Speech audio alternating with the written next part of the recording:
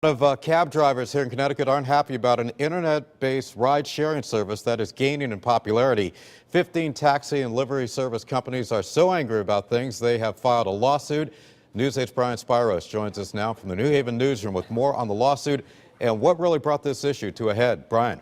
Well, Keith, this lawsuit was filed yesterday. It says the companies Uber and Lyft are putting people at risk by offering their taxi services, and now the goal is to have those services halted completely.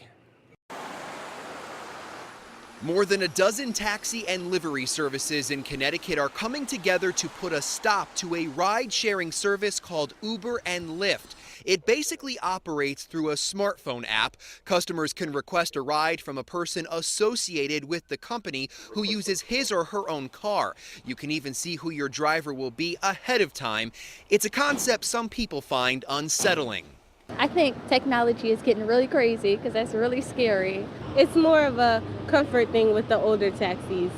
Existing taxi services in the state are upset, which is why a lawsuit has been filed. They say Uber and Lyft do not adhere to the same state and federal laws that they do. They also say that it's doing two things: putting people's safety at risk and violating a fair, competitive playing field among traditional taxis.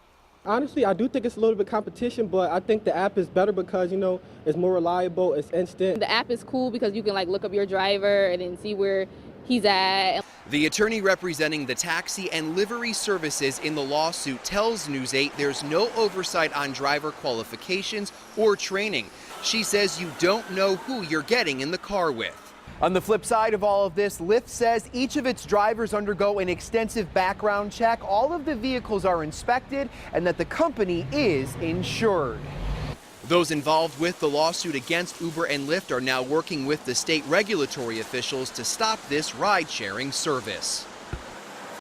Now, in a statement to News 8, Uber and Lyft said, quote, "This baseless lawsuit is just another example of taxi company owners trying to protect themselves from perceived competition, consumer choice, and actually improving their customer service." And of course, we'll keep you updated.